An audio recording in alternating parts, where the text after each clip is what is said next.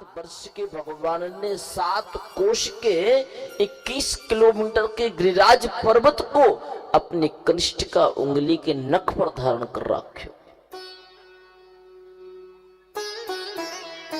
क्या कोई साधारण बालक या साधारण मनुष्य इतने विशाल पर्वत को उठा सकता है? कृष्ण साक्षात ब्रह्म है। शुद्धोसी नित्योसी निरंजनोसी संसार माया परिवर्जितोसी। मेरा कृष्ण शुद्ध था, शुद्ध है, नित्य था, नित्य है, संसार रूपी माया से परे था, परे है। इसलिए प्यारे, दुनिया के प्रति भले ही शंका कर लेना, पर मेरे कृष्ण के प्रति शंका मत करना।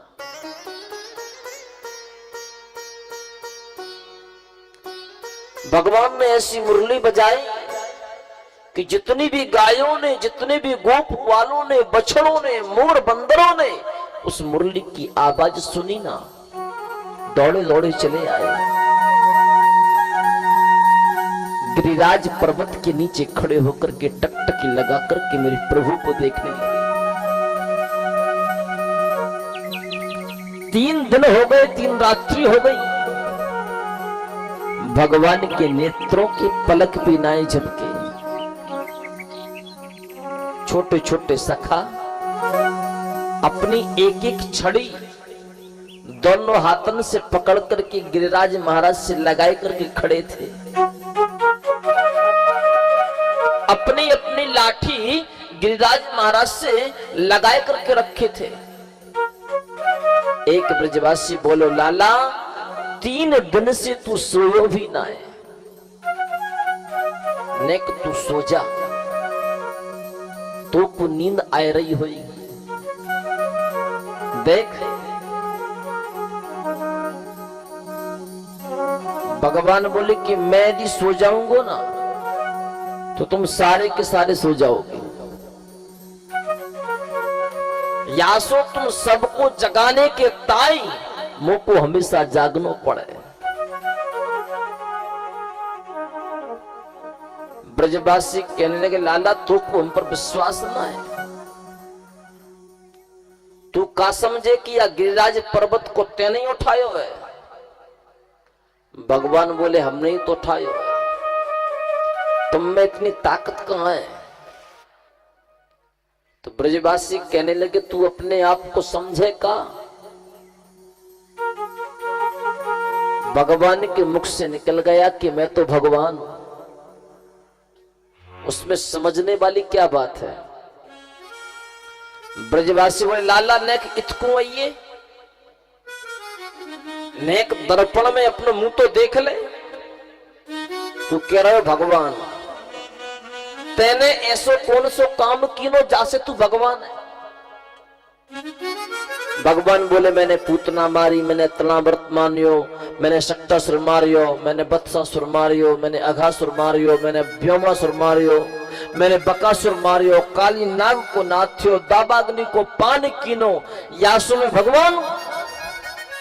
ब्रजवासी बोले, लाला बस, झूठ बोलबे की भी नेक हद हो गए, तो झूठ बोलते ही जाओगे, बोलते ही जाओ। भगवान ने कि मैंने कहा झूठ बोलो? ब्रजवासी बोले, लाला तेने जब पूतना को मारी थी ना, वह मरी मराई पूतना में 4-6 लाठी तो हमने भी मारी थी। तू का सोचे कि तू भगवान है? भगवान ने एक मुस्कुरावे के ताई लग गए। भगवान ने सोची कि ब्रजवासी मेरे को कभी भी भगवान नहीं समझ सकते, वो मुझे हमेशा अपना सखा समझेंगे। भगवान ने कि ठीक है ब्रजवासियों, नेक में आराम कर ले, तुम दोनों हाथन से अपनी अपनी लाठी को पकड़ करके रखो। ब्रजवासी ने दोनों हाथों से अपनी अपनी लाठी पकड़ ली। नहीं, बाबा सुखदेव कहते हैं, परीक्षित जैसे मेरे प्रभु ने अपने कनिष्ठ का उंगली के नख को तिल भर हटाना चाहो, जैसे गिरिराज महाराज नीचे के ताई आवे लगे, चट चट करते करते सारी की सारी छड़ियां टूट गई। ब्रजवासी बोले लाला पर्वत को संभाल, पर्वत को संभाल। भगवान ने फिर गिरिराज पर्वत को धारण कर लिया। ब्रजवासी कहने लगे लाला तो आज बताना पड़ेगा कि तुम्हें इतनी ताकत आई तो आई कहां से। तुम्हें इतनी ताकत तो थी नहीं। भगवान ने मन में सोची कि इन ब्रजवासियों से मैं कहूंगा कि भगवान हूं तो मानने को तैयार नहीं होंगे। भगवान के मुख से निकल पड़ा, हे ब्रजवासियों कि कछु माखन को बल बड़ो, कछु गोपन करी सहा। श्री राधे जो की कृपा सो मैंने गिरबल लियो उठा।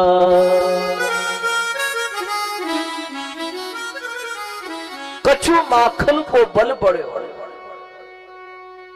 जब मैंने घर घर जाकर के माखन की चोरी की थी ना, ब माखन को खायो ना, ब माखन से नेक मेरी ताकत बढ़ गई। कछु गोपन करी सहाय। तुम सारे के सारे ब्रजवासी मुंह को टकटकी लगा करके देख रहे थे ना, तो जो तुम्हारे अंदर ताकत थी और तुम्हारे शरीर की ताकत तुम्हारी आंखन में से निकल करके मेरी आंखन में से मेरे शरीर में आएगी। ब्रजवासी कहने लगे बाप रे, भाई तो हम कह रहे कि हमें ताकत तो बहुत थी, आखिर हमारी ताकत गई तो गई कहां। च्योरे लाला पहले तेने माखन चुरायो, फिर तेने चीर चुरायो, फिर तेने चित्ती भी चुरा ली ना।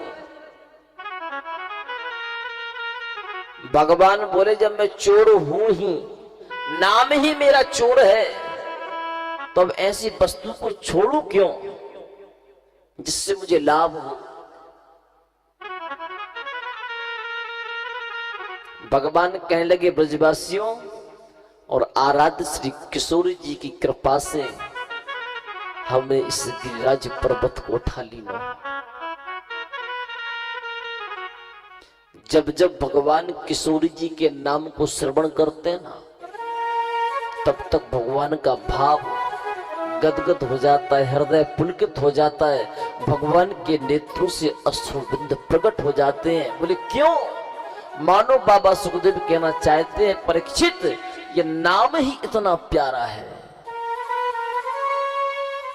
जैसी यमुना की धारा कल कल कह करके बहती है ना, तो जो एक बार राधे के नाम को बोलता है, बोले भगवान उसके ऊपर अत्यंत प्रसन्न हो जाते हैं। तुम यदि कृष्ण कृष्ण कहोगे ना, तो भगवान कृष्ण कभी प्रसन्न नहीं होंगे। और जब तुमने एक बार राधे राधे कह दिया, तो समझो कि भगवान श्री कृष्ण आपको ढूंढते ढूंढते आएंगे कि राधे का नाम आया तो आया कहां से, कौन बोल रहा है। इसलिए आप सभी को एक बार राधे राधे तो बोलना पड़ेगा। जय जय श्री राधे। आवाज मेरी तो आई पर आपकी नहीं आई। आज 7वें दिन की कथा में मैं राधे राधे बोल रहा हूं, मुझे ऐसा लग रहा है कि आप आधे आधे हो गए।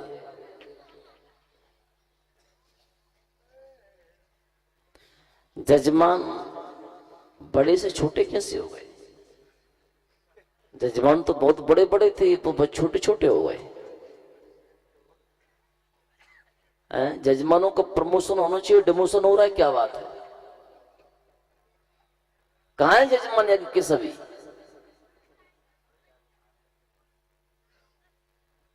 सब गए घर, इधर कोई नहीं है। सबके नाम की लिस्ट बना करके देना, सुबह सबको जुर्माना लगेगा। या फिर जो यजमान इधर उधर हो आकर के सामने बैठ जाओ, और जो यहां नहीं दिखेंगे उनको जुर्माना भरना पड़ेगा भाई।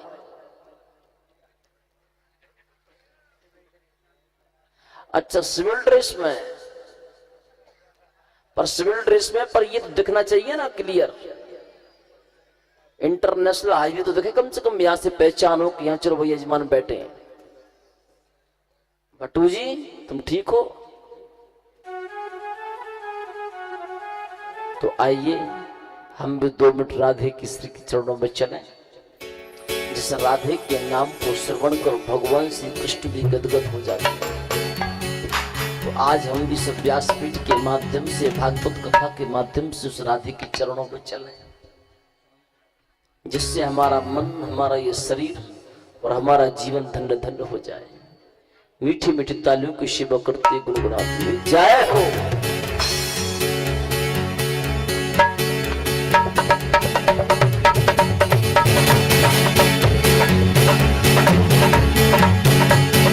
राधे राधे राधे राधे राधे राधे राधे बिहारी राधे राधे राधे राधे राधे आएंगे बिहारी राधे राधे राधे आएंगे बिहारी राधे राधे राधे चले आएंगे बिहारी राधे राधे राधे चले आएंगे बिहारी राधे राधे राधे चले आएंगे बिहारी राधे राधे राधे चले आएंगे बिहारी राधे राधे राधे राधे चले आएंगे बिहारी राधे राधे जप चले आएंगे बिहारी राधे राधे राधे चले आएंगे बिहारी राधे राधे राधे चले आएंगे बिहारी।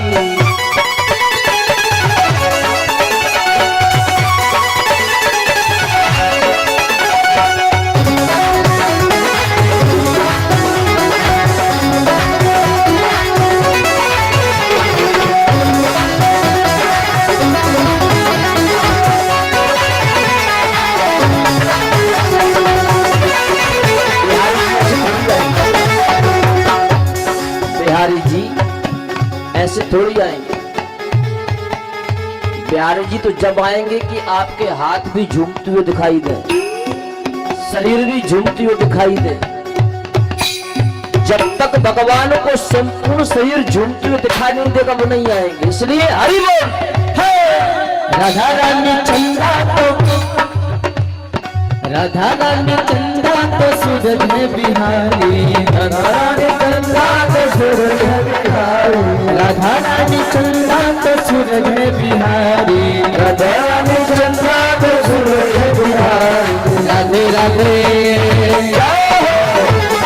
राधे राधे रत चले आएंगे बिहारी राधे राधे रत चले आएंगे बिहारी राधे राधे रत चले आएंगे बिहारी राधे राधे रत चले आएंगे बिहारी राधे राधे रत चले आएंगे बिहारी राधे राधे रत चले आएंगे बिहारी राधे राधे रत चले आएंगे बिहारी राधे राधे रत चले आएंगे बिहारी राधे राधे रत चले आएंगे बिहारी राधे राधे रत चले आएंगे बिहारी।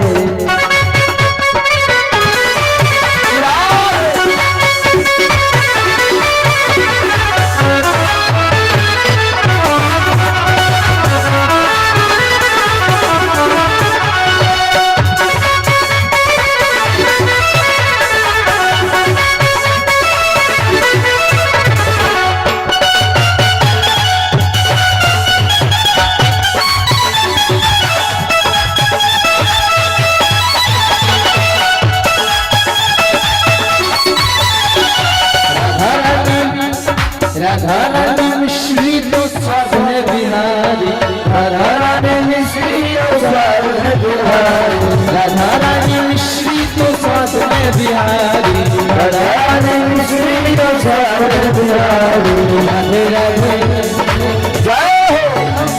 राधे राधे रत चले आएंगे बिहारी राधे राधे रत चले आएंगे बिहारी राधे राधे रत चले आएंगे बिहारी राधे राधे रत चले आएंगे बिहारी।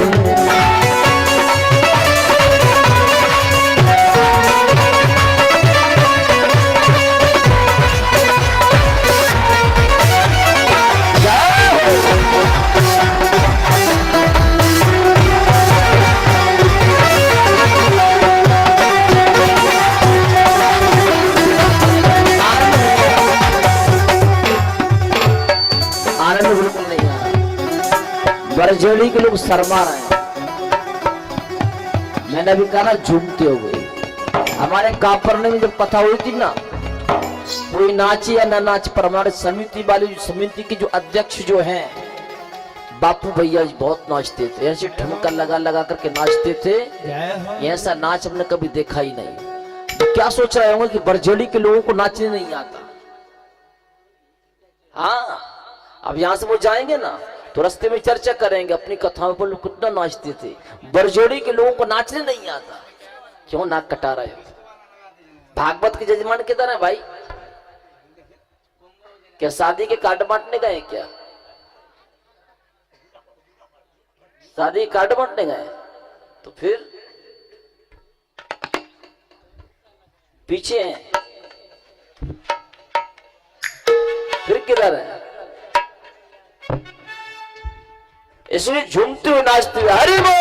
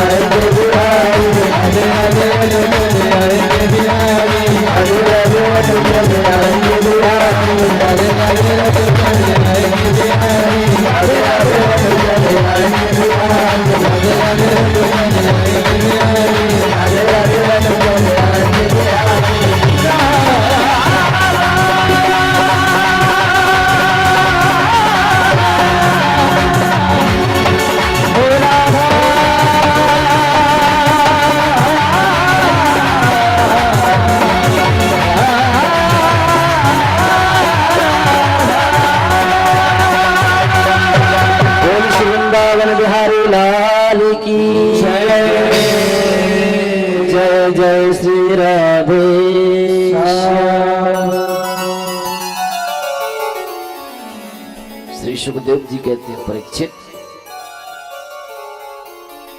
भगवान ने सुदर्शन चक्र को आदेश दिया कि जाओ सांवर्तक नामक के मेघ के संपूर्ण जल को सुखा दो। अगस्त मुनि का ध्यान किया कि त्रेता युग में हमने आपको पानी पिलाया था और द्वापर युग में हमने आपके लिए, त्रेता युग में हमने आपके लिए भोजन कराया था और द्वापर युग में हमने आपके लिए पानी की व्यवस्था की है। आप आओ और जल का पान करो। एक तरफ सुदर्शन चक्र संपूर्ण जल को सुखाता जा रहा है और एक तरफ अगस्त महामुनि संपूर्ण जल का पान करते जा रहा है। देवराज इंद्र ने अपने संपूर्ण दूतों को आदेश दिया कि जाओ, यदि ब्रजमंडल बह गया हो जल की वृष्टि बंद कर दो। दूतों ने और मेघों ने कहा, महाराज आप ब्रजमंडल को बहने की बात कहते हो, ब्रजमंडल में तो धूल उड़ रही है। बोले धूल उड़ रही है? सांवर्तक नामक मेघ का कोई असर नहीं है। बोले बिल्कुल नहीं हुआ।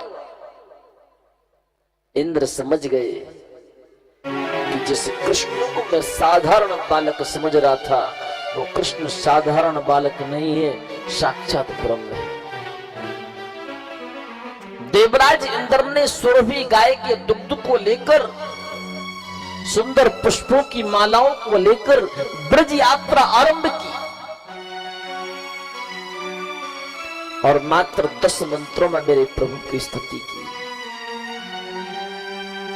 कि विशुद्ध सत्यम तद धाम शांतम तपोमयम दोस्तजरस्तमस्तकम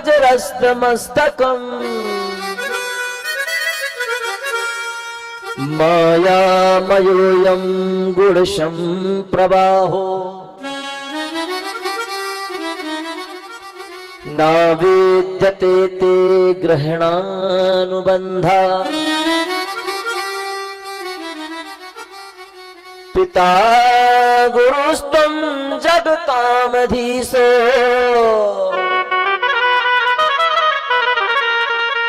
दुरत्ययः काल उपात्त दंडः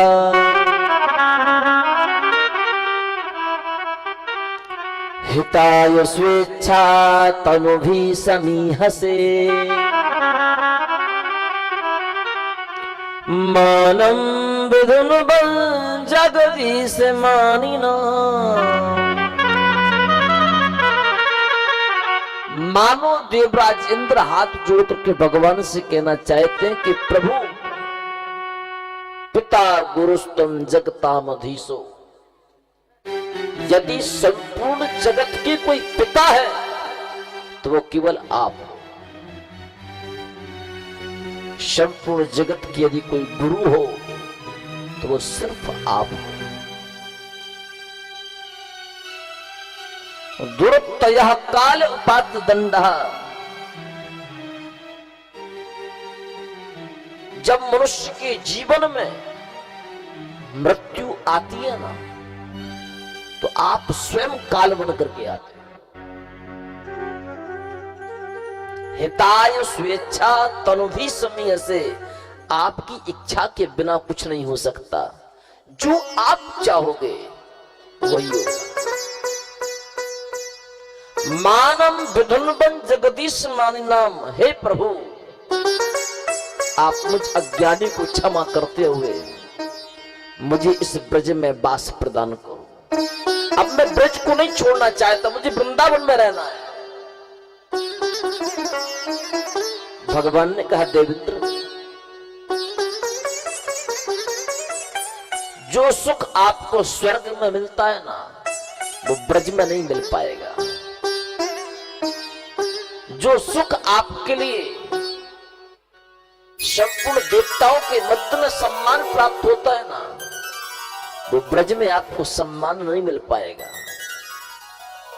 इसलिए जाओ तुम स्वर्ग की यात्रा करो। इंद्र ने कहा, नहीं मुझे स्वर्ग नहीं चाहिए, मुझे ब्रज चाहिए। भगवान ने कहा सुनो, ब्रज में यदि रहना चाहते हो तो तुमको लता बनना पड़ेगा, पत्ता बनना पड़ेगा, बंदर बनना पड़ेगा, मोर बनना पड़ेगा, ब्रज भूमि का एक एक कंकड़ बनना पड़ेगा। मंजूर हो तो कहो। इंद्र ने कहा कि हमको ब्रज में रहना है, यदि आप बंदर भी बनाओगे तुम बंदर बन करके भी ब्रज में रहने को तैयार है। इंद्र ने कहा कि आप हमको मोर बनाओ तो हम मोर बनकर के भी वृंदावन में रहने को तैयार हैं। यदि आपकी इच्छा है कि हम वृक्ष बनकर के ब्रजमंडल में रहें तो हम वृक्ष बनने को भी तैयार हैं, पर स्वर्ग हमको नहीं जाना, हमको ब्रज चाहिए। आप चाहते हो कि हम वृक्ष भी ना बने, कंकड़ बन जाएं, पत्थर बन जाएं, मिट्टी बन जाएं, प्रभु मिट्टी पत्थर कंकड़ बनने को भी तैयार हैं, पर ब्रज को छोड़कर के हम स्वर्ग नहीं जाना चाहते। भगवान ने कहा तो फिर अपने स्वर्ग के सभी देवताओं को लेकर के आओ, ब्रज मंडल में अलग अलग रूपों से आप स्थान ग्रहण करो। स्वर्ग के सभी देवता, कोई मोर बन गया, कोई बंदर बन गया, कोई गाय बन गया, कोई बछड़े बन गए, कोई पशु बन गया, कोई पक्षी बन गए। संपूर्ण ब्रज 84 कोश मंडल में स्वर्ग के देवता गुप्त रूप से वास करने लगे। आज जो ब्रज 84 कोश मंडल है ना, वहां पर जितने भी वृक्ष हैं वो सब स्वर्ग के देवता हैं। जितने बंदर हैं सब स्वर्ग के देवता हैं। मैं वृंदावन की घटना सुना रहा हूं आपको। वृंदावन में एक गोविंद देव मंदिर है। उस गोविंद देव मंदिर की इतनी ऊंचाई थी कि दिल्ली के लाल दरवाजे से वृंदावन का गोविंद देव मंदिर दिखाई देता था। औरंगजेब ने कहा कि हिंदुओं का ये कौन सा मंदिर है जो हमारे दिल्ली के लाल किले से उसका शिखर दिख रहा है? बोले जाओ उसका खंडन कर दो। कलयुग की बात कर रहा हूं मैं आपके सामने। औरंगजेब के सैनिक आए, उस गोविंद देव मंदिर को खंडन करना चाहा, लेकिन एक रात पहले जो मूर्ति गोविंद देव मंदिर में स्थापित थी, जयपुर के राजा को स्वप्न दिया कि सुनो, यदि आप मुझे सुरक्षित चाहते हो तो वृंदावन से आप रातों ही रात मुझे जयपुर लेकर के आ जाओ, नहीं तो औरंगजेब के सैनिक आएंगे, वो मंदिर के साथ साथ मेरे शरीर को भी खंडित कर देंगे। राजा की आंख खुली, रात ही रात वृंदावन आए और गोविंद देव की मूर्ति को उठा करके ले गए जयपुर। दूसरे दिन सैनिक आए, सैनिकों ने मंदिर को तोड़ना चालू किया। केवल 2 मंजिल मंदिर बचा, बाकी संपूर्ण मंदिर टूट गया। तो उसी 2 मंजिल को भी वो तोड़ने वाले थे। वहां से 10 कदम से अपने आप इतने बंदर आए, कहां से आए ये आज तक किसी ब्रजवासी को पता नहीं। जो पहले के जो बुजुर्ग ब्रजवासियों ने जो गाथाएं लिखी हैं, उनकी परंपरा के लोग भी ये कहते हैं कि हमने आज तक ऐसी कभी स्थिति नहीं देखी। और उन बंदरों ने औरंगजेब के सैनिकों को मार मार करके भगाया। दूसरे दिन पता चला कि जहां से बंदर आए थे ना, उस जगह हनुमान जी की इतनी छोटी मूर्ति है। वो हनुमान जी की मूर्ति प्रतिदिन 1 तिल भर बढ़ती है। आज वो हनुमान जी की मूर्ति मेरे शरीर के बराबर हो गई। और उस मंदिर का नाम है सिंहपौर हनुमान मंदिर। कभी भी आप लोग वृंदावन जाओ तो गोविंद देव मंदिर का दर्शन करना और उसी के पास में सिंहपौर हनुमान मंदिर का दर्शन करना। कहने का तात्पर्य क्या है कि यदि आज गोविंद देव मंदिर की रक्षा की है तो ब्रजमंडल के बंदरों ने की है। वो बंदर कोई साधारण पशु नहीं है, पक्षी नहीं है, वो ब्रजमंडल के बंदर भी स्वर्ग के देवता हैं। ब्रजमंडल के मोर भी स्वर्ग के देवता हैं, वहां का वृक्ष भी स्वर्ग के देवता हैं।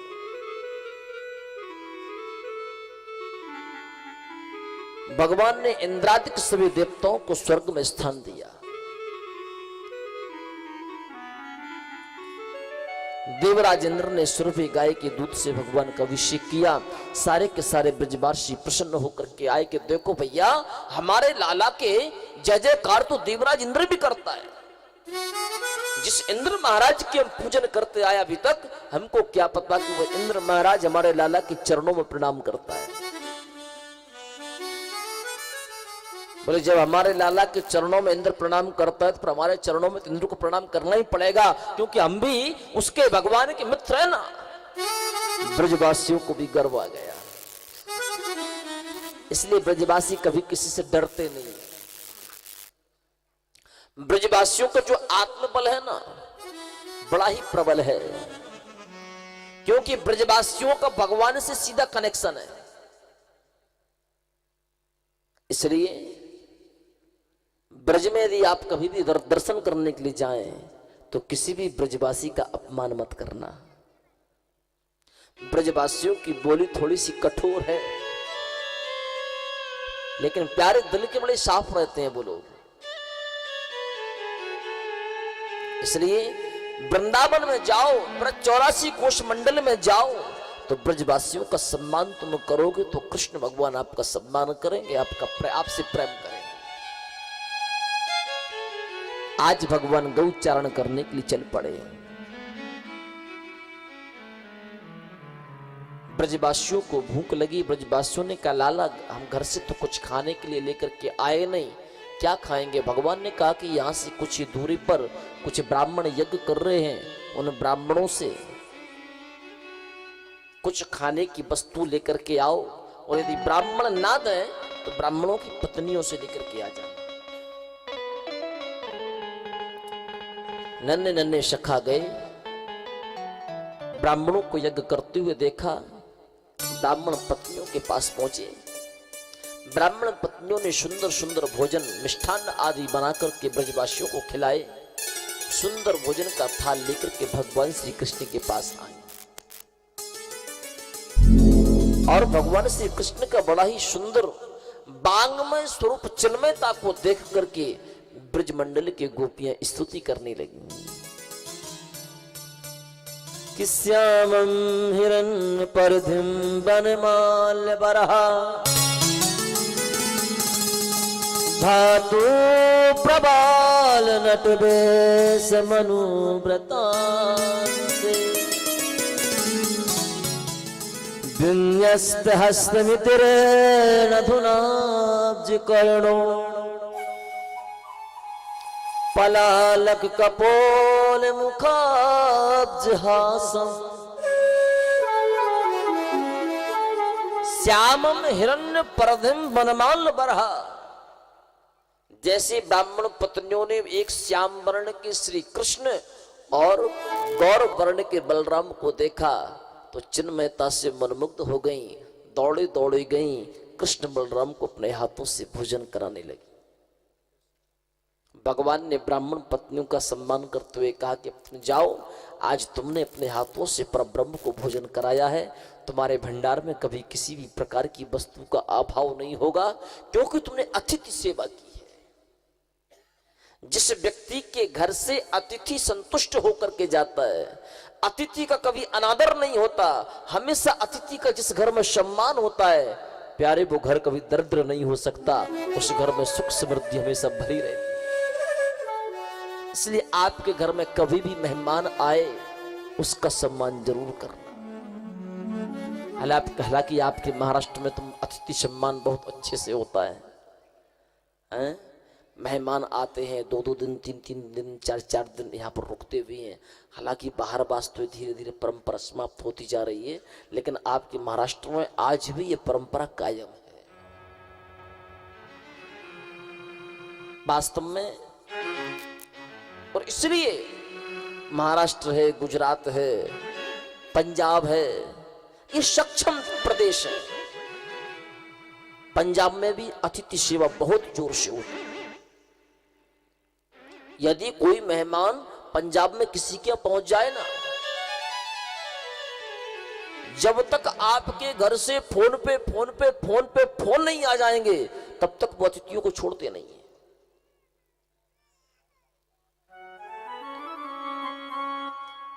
पिछली वर्ष हमारी कथा थी सोनीपत में। हालांकि सोनीपत हरियाणा में पड़ता है, लेकिन वहां से पंजाब हरियाणा का बॉर्डर है। 5 दिन की गौ कथा थी, लेकिन वहां से हम लोग 9 दिन में लौटकर क्या पाए थे? बोले आज कोई गाड़ी नहीं है। बोले महाराज जी आज यहां पर घूमने के लिए चलेंगे, शाम को बस आपकी टिकट करवाते हैं, शाम को बिठा देते हैं। वहां घुमाने के लिए ले गए तो रात को 2 बजे लौटे। अब घूमते घूमते हम भी थक गए थे। हमने सोचा कि चलो भाई 1-2 घंटे विश्राम कर लें, सुबह की गाड़ी में अपन या तो टीसी से रिजर्वेशन करवा लेंगे, अपन कोई व्यवस्था देखेंगे। और जैसे सुबह हुआ, बोले महाराज जी आज अपन लोग कुरुक्षेत्र चलेंगे, वहां पर दर्शन करेंगे, बहुत अच्छा स्थान है। भैया कुरुक्षेत्र ले गए, वहां पर देखा कि वहां 7-8 घंटे वहां पर दर्शनों में लग गए। और वहां से लौटकर क्या है? बोले महाराज जी आज हमारे यहाँ पर दाल चूरमा का अच्छा भोजन होता है, सरसों की साग और वो बाजरे की रोटी का बहुत अच्छा होता है, बताओ क्या बनवाएं? तो हमारे जी नरेंद्र भैया है ना, ये बोले कि आप तो एक काम करो, सरसों की साग और बाजरे की रोटी बनने दो। तो सरसों की साग और बाजरे की रोटी जैसे खाई तो ऐसा लगा कि अब तो भाई बिस्तर चाहिए।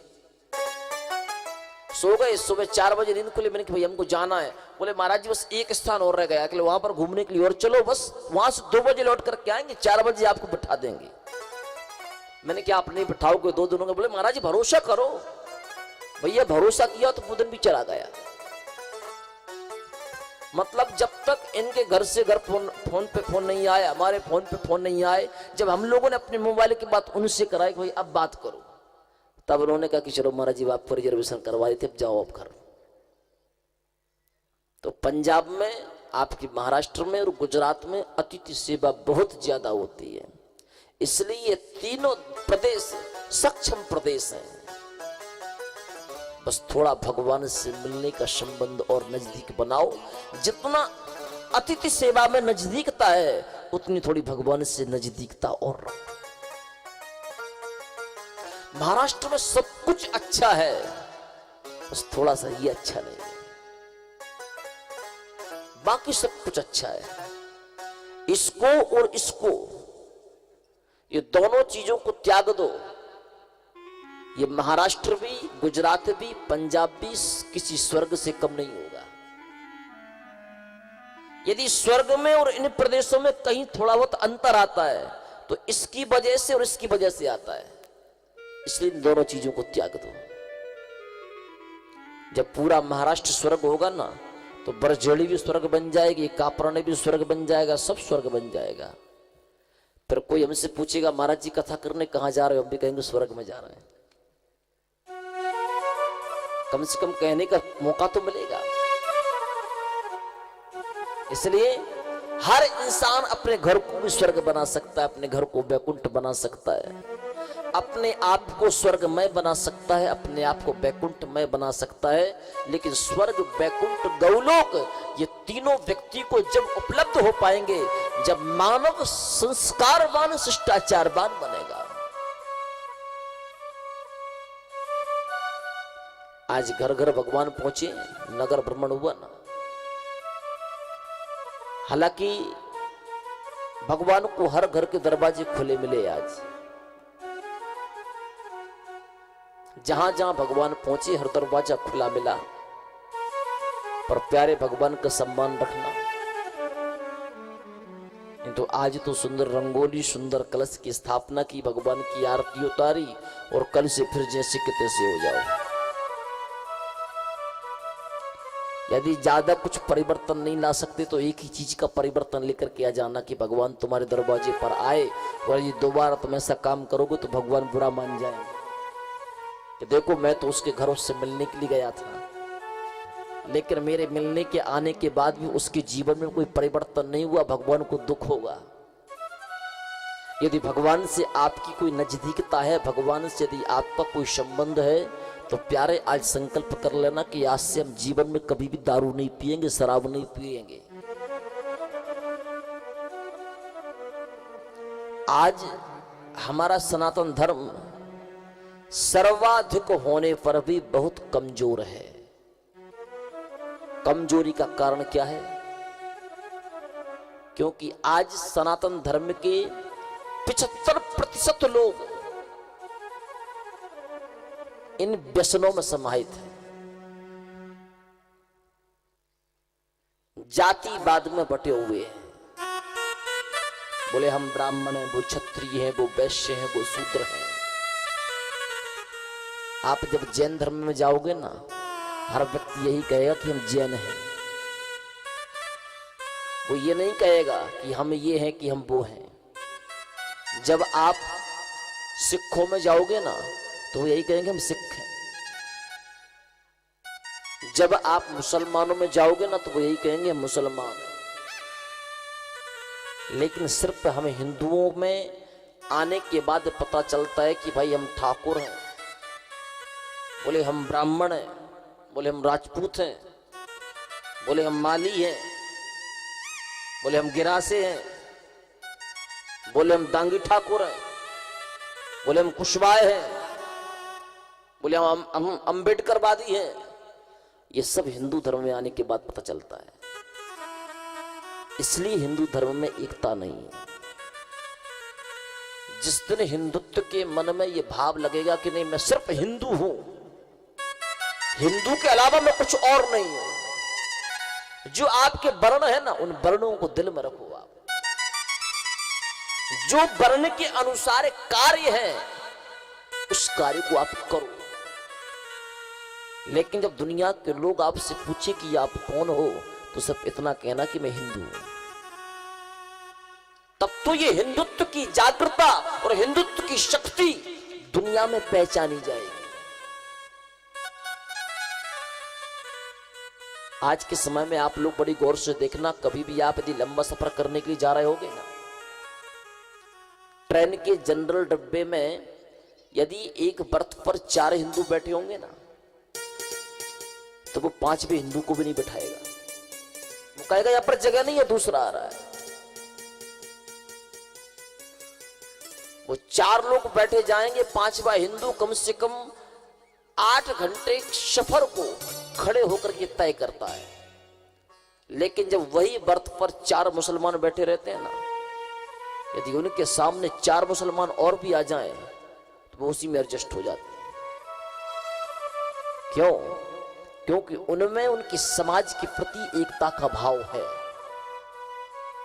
और हम और आप में अपने हिंदुत्व के प्रति एकता का भाव नहीं, दुरात्मा का भाव है। हम और आप में सिर्फ एक यही झगड़ा चल रहा है कि मेरा नाम आगे क्यों नहीं आया, उसका नाम आगे क्यों आया। पैसा तो हमने भी दिया था। बोले ये राजकारण का काम बन रहा है, ये उस कारण का काम बन रहा है। जैन धर्म के लोग कभी राजकारण में विवाद नहीं करते प्यारे। मुसलमान लोग कभी राजकारण में अपने समाज को नहीं बांटते। राजकारण राजकारण की जगह है, लेकिन प्यारे हमारा धर्म हमारे धर्म की जगह है। राजकारण करोड़ों का सौदा कर सकता है, पर राजकारण हमारे धर्म से ऊपर नहीं हो सकता। राजकारण को जब झुकना पड़ेगा, हमारे धर्म के चरणों में झुकना पड़ेगा। जब वो राजकारण धर्म के चरणों में झुकता है, तो उस राजकारण के पीछे अपने धर्म को क्यों बांटते? इसे धर्म का सम्मान करना सीखो। मातृशक्ति बैठी हुई है, मेरे भाई बंधु सभी विराजमान हैं। इसलिए आज से ये संगठन करना कि हम सिर्फ हिंदू हैं, और आज से हम मदिरा का पान नहीं करेंगे, आज से हम मांस भक्षण नहीं करेंगे, क्योंकि परमात्मा की बनाई हुई दुनिया में हर जीवात्मा को जीने का अधिकार है। जैन धर्म में विद्यासागर जी महाराज कहते हैं कि जो व्यक्ति अपने जीवन में मांस भक्षण करता है, बोले उसे किसी भी धर्म में सम्मान नहीं होना चाहिए, चाहे जैन धर्म हो, चाहे सनातन धर्म हो, चाहे इस्लाम धर्म हो, चाहे ईसाई धर्म हो, चाहे सिख धर्म हो। क्योंकि किसी भी धर्म में नहीं लिखा कि आप किसी जीवात्मा की हत्या करके उसका आप खाद्य पदार्थ अपना भोजन पानी आदि करो। इसलिए सभी शाकाहारी बनो। भागवत महापुराण हमको संदेश देना चाहता है। संपूर्ण ब्रज मंडल की गोपियों के साथ मेरे प्रभु ने रास क्रीड़ा की। भगवान शिव स्वयं गोपी बनकर के आए और एक रूप से भगवान शिव ब्रज मंडल में हमेशा हमेशा के लिए वास करने लगे। भगवान शिव का एक नाम और पड़ गया, बोले गोपीश्वर महादेव की।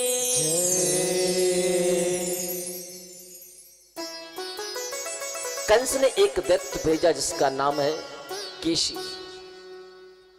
आज मेरे प्रभु ने केसी नाम के दैत्य का भी उद्धार किया। देवर्षि नारद ने जाकर के महाराज कंस से कहा कि देखो, तुमने अभी तक जितने दैत्य भेजे हैं ना, एक भी दैत्य जीवित अवस्था में लौट करके नहीं आया, सारे के सारे दैत्य मारे गए। अब तुम अक्रूर को भेज करके कृष्ण बलराम को मथुरा बुला लो। कंस ने अक्रूर जी को वृंदावन भेजा, धनुष यज्ञ के आयोजन का निमंत्रण दिया और अक्रूर जी कृष्ण बलराम को लेकर के मथुरा पहुंचे। मथुरा में जाकर के मेरे प्रभु ने कुवल्यापीड़ नामक दैत्य का वध करते हुए मुष्टिक चाणूर आदि का वध किया और कंस आदि दैत्यों का वध करते हुए उग्रसेन को बंधन से मुक्त किया, वसुदेव देवकी को बंधन से मुक्त किया। सुखदेव जी कहते हैं, परीक्षित, कृष्ण बलराम का यज्ञोपवीत संस्कार हुआ। सांदीपन मुनि आश्रम उज्जैन नगरी में आकर के मेरे प्रभु ने अल्प काल में ही संपूर्ण वेद शास्त्र उपनिषदों का ज्ञान अर्जित किया। सुदामा नाम के ब्राह्मण से मेरे प्रभु की मित्रता हुई। मथुरा वापस लौट करके आए। भगवान को ब्रज की याद आई। आज उद्धव ने भगवान को रोते हुए देखा। उद्धव ने भगवान से पूछा, गोविंद तुम क्यों रो रहे हो? भगवान ने कहा, उद्धव, वो मेरा वृंदावन, वो मेरी गाय, वो मेरे बछड़े मुझे हमेशा याद आते हैं। परसों की कह के आयो तो वर्षों बीत गए, अभी तक मैं वृंदावन वापस नहीं गया। तुम एक काम करो, वृंदावन जाओ और वृंदावन में जाकर के ब्रजमंडली की गोपियों को संदेश देना, उन्हें समझाना कि वो मुझे याद ना करें, क्योंकि जब वो मुझे याद करती है ना, तब मुझे भी उनकी याद आती है।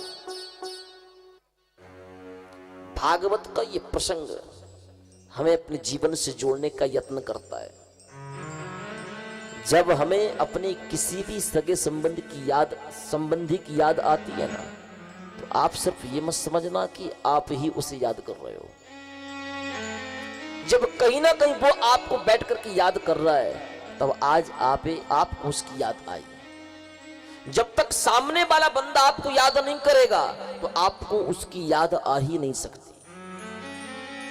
जब प्रेम के एक दूसरे के कनेक्शन जोड़ते हैं ना, तब परस्पर एक दूसरे को याद करते हैं। दूरियां होने के बाद भी नजदीकियां बढ़ जाती हैं।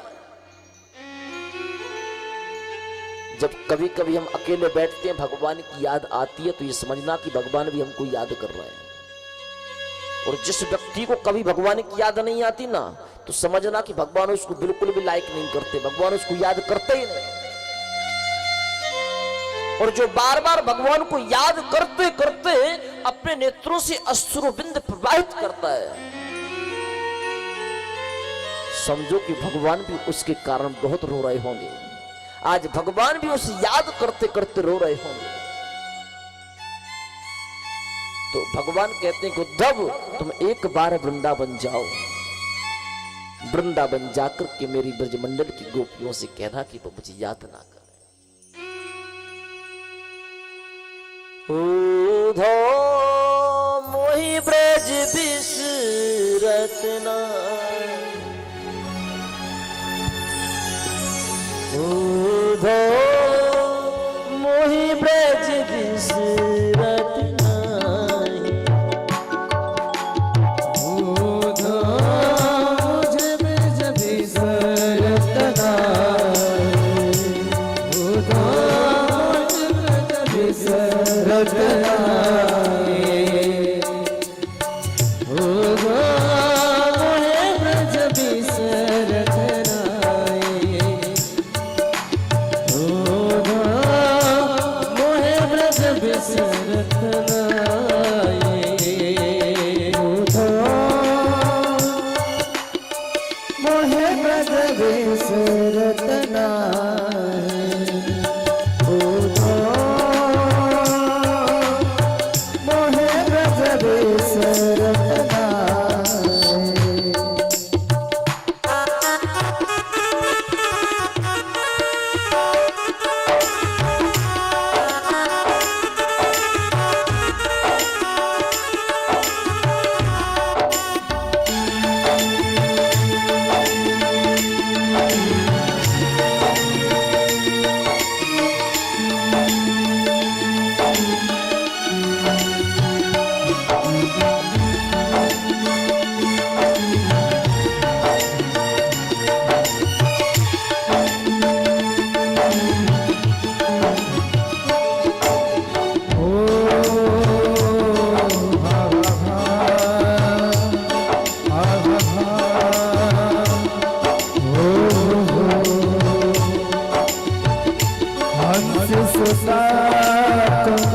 सुंदर कलरव, हंस सुता को सुंदर कलरव, और कुंज है बिछाई, उधो मोहि ब्रज बिसरत नाहि, उधो मोहि ब्रज बिसरत नाहि, उधो मोहि ब्रज बिसरत नाहि।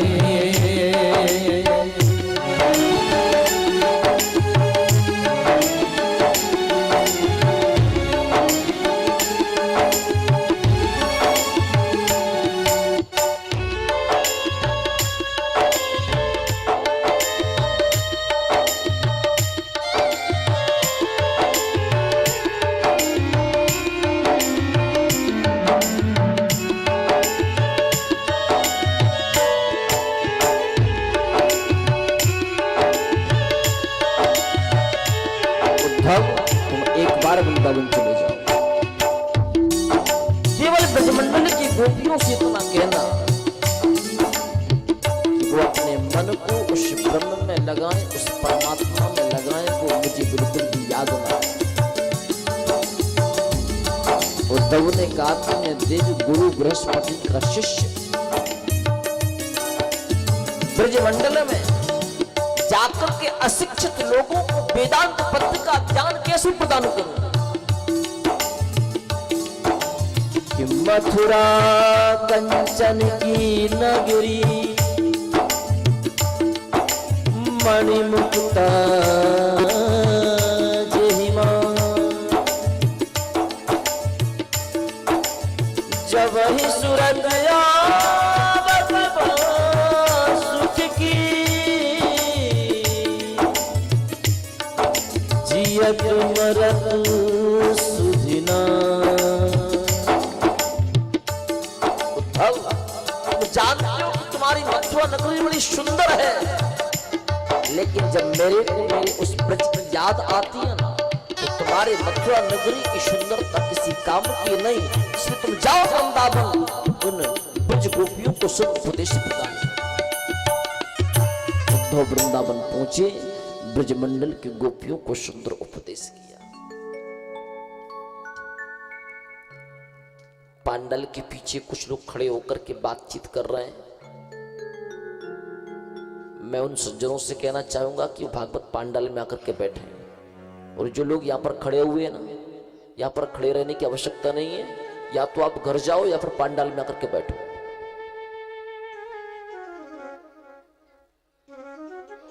कथा में बैठने में आपको क्या तकलीफ है? ये मेरे पास शिकायत आई है। जो आप लोग खड़े हो ना, अपने आप में आप समझदार हो, लेकिन हर व्यक्ति को आप समझदार नहीं दिखोगे। हर व्यक्ति की नजरों में आपकी ये मूर्खता का परिचय है। इतना सुंदर मंदिर बैठने के लिए बनाया है, खड़े होकर के तमाशा देखा जाता है, खड़े होकर कथा नहीं सुनी जाती।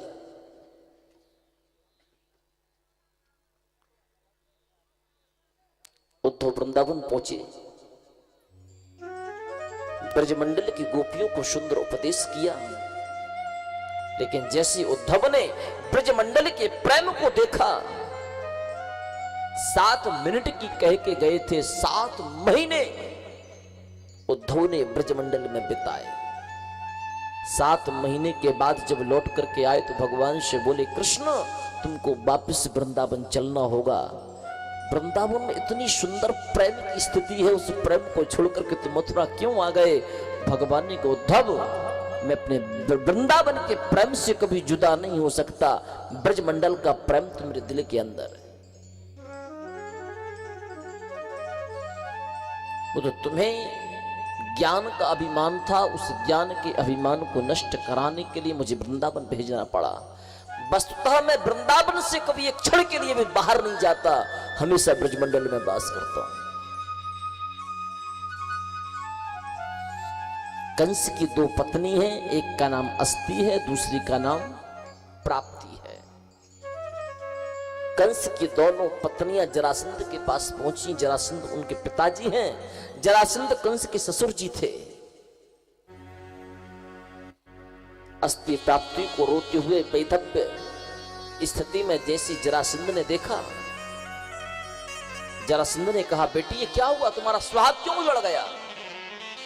अस्ति प्राप्ति ने कहा कि ब्रजमंडल से 2 ग्वाल आए, उन्होंने संपूर्ण मथुरा नगरी के दैत्य वंश को नष्ट कर दिया, स्वयं का अधिपत्य बना लिया। जरासंध ने 17 बार मथुरा पर चढ़ाई की, मेरे प्रभु ने 17 बार जरासंध को परास्त कर दिया। 18वें बार में जरासंध ने कई ब्राह्मणों को बंधक बना लिया और उनसे कहा कि सुनो, यदि मैंने मथुरा नगरी पर विजय प्राप्त कर ली तो तुम संपूर्ण ब्राह्मणों को इतना धन दूंगा, इतना धन दूंगा कि जीवन में कहीं जाने की जरूरत नहीं पड़ेगी। और यदि मैं मथुरा से हार करके आ गया तो एक भी ब्राह्मण को जीवित नहीं छोड़ूंगा, सब ब्राह्मणों को मरना पड़ेगा। ब्राह्मणों ने भगवान की स्तुति की, किया बाहिरं न जानामि तवार्चन, पूजां चैव न जानामि क्षम्यतां परमेश्वर।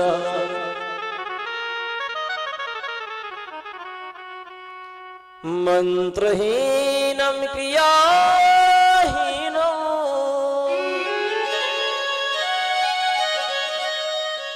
भक्तिहीनं सुरेश्वरः। यत् पूजितं मया देव परिपूर्णं तदस्तु मे। हे प्रभु, जब कोई भी व्यक्ति अपने भय से भयभीत हो जाता है, दूसरे के भय से भयभीत हो जाता है, तो वह संपूर्ण क्रियाओं को भूल जाता है। इस भय के कारण हम अपने संपूर्ण कर्मकांड को भूल चुके, अब हम आपको कैसे याद करें? इसलिए आप आकर के हमारी रक्षा करो। यदि एक भी ब्राह्मण की हत्या हो गई ना, तो उसका कलंक आपको लगेगा,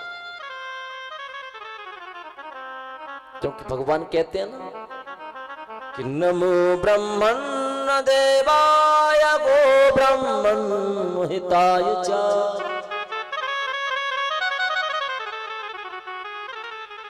जगद्धिताय कृष्णाय गोविंदाय नमो नमः। भगवान कहते हैं कि नमो ब्रह्मण्य देवाय गो ब्रह्मण्य हिताय च। जब मैं अवतार लेकर के आता हूं ना, तो जब गाय पर संकट होने लग जाए, ब्राह्मणों पर संकट होने लग जाए, तो समझो कि अब मेरे को आना पड़ेगा। तो ब्राह्मण कहते हैं कि प्रभु जरासंध के संकट में हम बंधे हुए हैं, इसलिए अब आपको आना पड़ेगा। भगवान ने बलराम जी से कहा, दाऊ भैया अब हम इस बार जरासंध से युद्ध नहीं करेंगे, रण छोड़ करके भागेंगे। यदि हमारे भागने से कई ब्राह्मणों के प्राणों की रक्षा होती है तो हमको भागना भी मंजूर है। बलराम जी कहते हैं कि दुनिया के लोग तुमको भगोड़ा कहेंगे, दुनिया के लोग तुमको डरपोक कहेंगे, तुम क्यों भाग रहे हो? भगवान ने कहा, सुनो,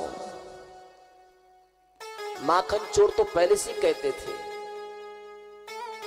चित्त चोर भी पहले से कहते थे।